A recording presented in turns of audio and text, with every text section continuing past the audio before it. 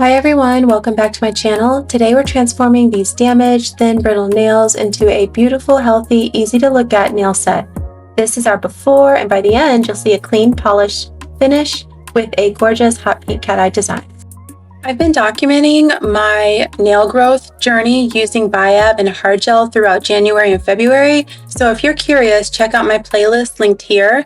On my left hand I do have Biab, and on my right, which is what we're doing today, is sculpted hard gel. Today we're focusing on removing old polish, prepping, doing a fill, and finishing with a stunning cat eye polish. We'll start by removing the old hard gel. I'm using a diamond carbide bit with an e-file to carefully remove the top layers without touching my natural nail. Because my nails were slightly stained from coloring my son's hair, this step is essential to create a clean canvas.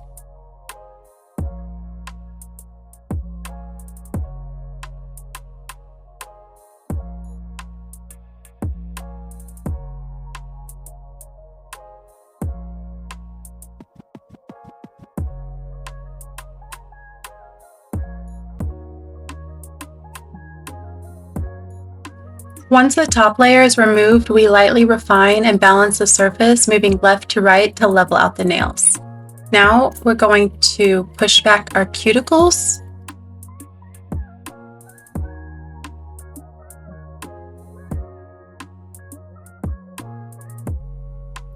And use a cuticle bit to gently lift away any remaining dead cuticle. This is going to help when we use our nippers. Always carefully not to thin the natural nail, especially if your nails are already delicate.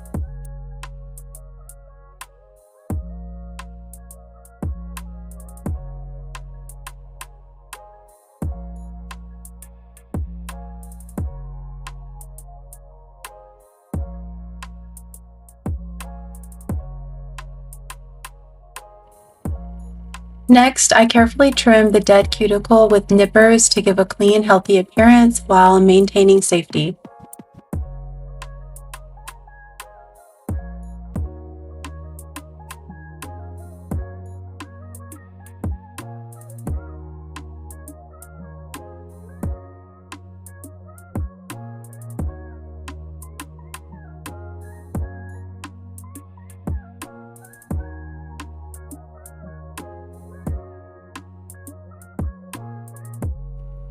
Grabbing a sanding band, I'm going to smooth out the nail and remove any residual product, especially at the growth line.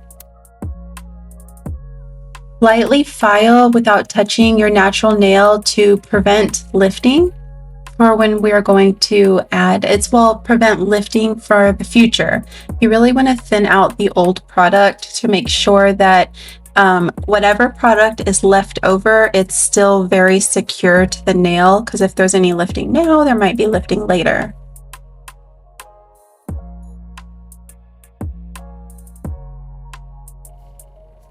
If you're enjoying this so far, go ahead and give me a thumbs up, leave a comment. I love hearing from you.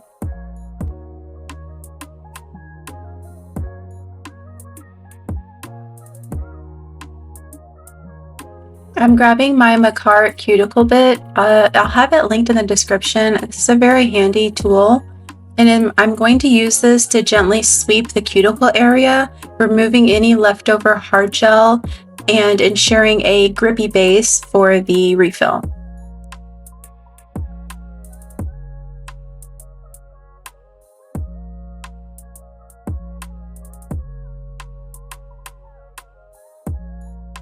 You want to make sure to hold it horizontal so that you're not digging into your natural nail by slightly angling it. That would create those rings of fire and cause further damage to your natural nail.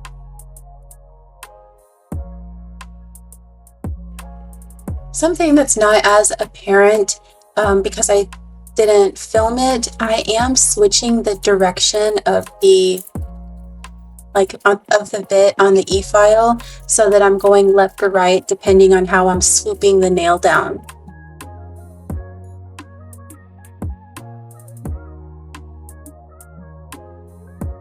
Next, we file and reshape the nails. Starting with a square shape helps maintain strength as the nails grow, but as they get longer, I will take taper the ends into a coffin shape because I have flat, really wide nail beds, and these shapes create a visually slimmer look.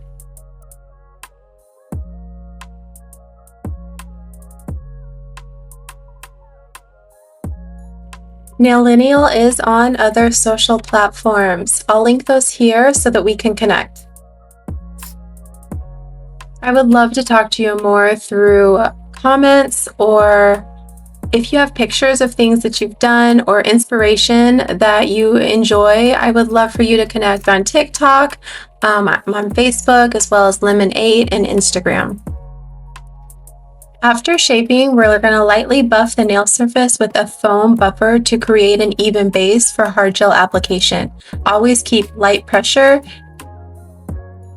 I do like to go with a foam block manually because it allows me to get closer to the cuticle area, and because it's that foam base, it's very gentle, it's very user-friendly, and it doesn't tear up my cuticles.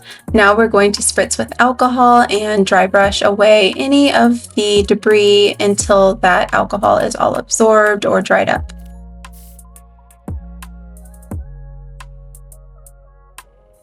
Then apply Dehydrator to the natural nail, followed by a primer over the same area. This sequence ensures the hard gel adheres properly and prevents lifting.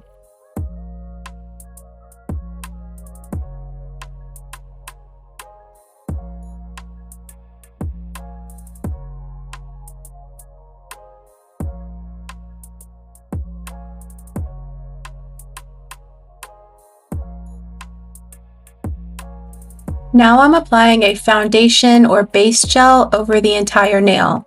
This tacky layer gives the hard gel something to grip onto. Now we're going to start with our slip layer. It's a thin coat of hard gel over the entire nail, followed by a larger bead that I'm going to place right there at the cuticle. The slip layer makes sure that everything glides down nicely. So now that we have the bead, we'll lay that and then swoop your brush like left to right, and as you draw it towards the tip to get a good layer. And then I do grab my detail brush to pull that product a bit closer to the cuticle, making sure to keep it off of your skin. Cure this layer and then repeat for the remaining nails. The slip layer helps the product glide and it's to self-level for a smooth finish. I am currently using IBD hard gel in a light pink, which I think is so pretty and very flattering on multiple skin tones, but you can choose, of course, whatever shade you would like. I'll link this product in my description as well. For those with oily or combination skin, hard gel may lift faster. Using this method, however, has given me zero lifting so far.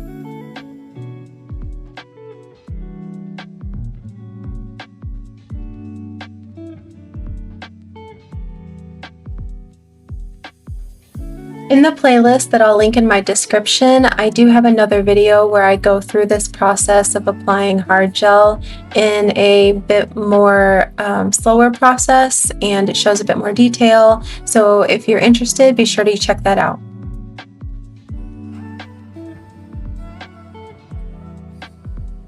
If you've learned something or you're enjoying this so far, be sure to give me a thumbs up.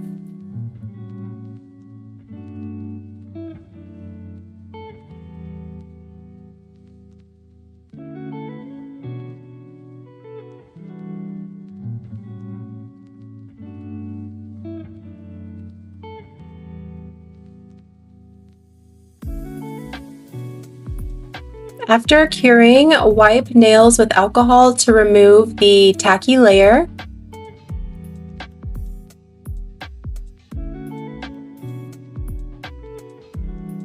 Lightly smooth with a sanding band until you see a nice white chalky surface. This means the nails are level. I also use the sanding band to get closer to the cuticle area to thin out that product as well. And then As you are removing product, I like to focus on the sides of the nail as well as the tip, because keeping the nails thick enough at the apex, I just want it to support that for natural growth. However, I do want to create a bit of an arch because, again, my nails specifically are very flat. So I just think this gives it a nice flattering shape when I'm smoothing out the sides and the tip a bit more as well.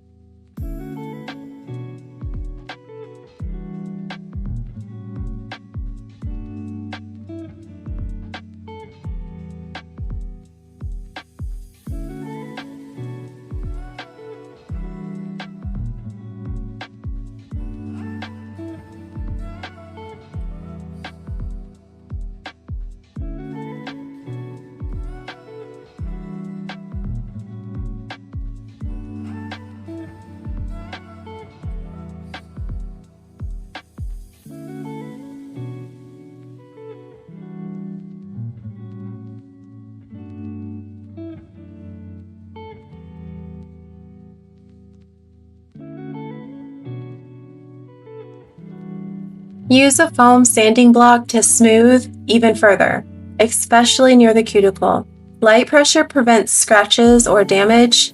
Reshape with a file to make clean, crisp lines. Be sure you also pause and check your nails from different angles to ensure balance and symmetry.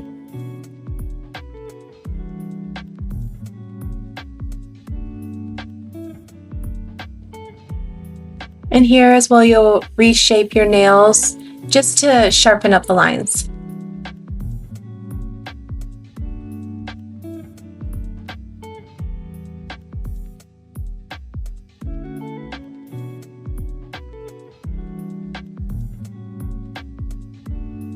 Spritz with alcohol and brush off debris one more time to create a clean surface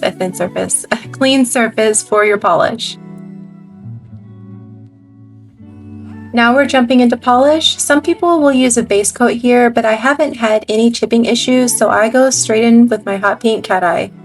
I purchased mine from AliExpress or Shein when I first started doing my nails at home, so I won't be able to have this linked in the description, but I'll see if I can find the name. I mean, it was a long time ago and there's a lot of turnover with their stock, so unclear, but it is very beautiful. Using my cat eye magnet, I sweep the magnet left to right to activate the magnetic particles. This is my Savvyland, I think that's how it's pronounced, but I'll have this in my description. It's one of my favorite magnets. Then I'm going to use the flower tip part and just move that around over various parts of the nail to create this beautiful swirly effect. There's no real rhyme or reason to it. Once you get your polish applied, again, just use your magnet to activate the particles by going left and right, and then at the tip, because that just brings all of it to the surface. So here you'll left and then right, and then flip it over to use the flower part of the magnet and just hold those at different spots. Flash cure each nail once you've achieved the design you like, and then after all the nails are polished, we will apply a top coat and do a full 60-second hand cure.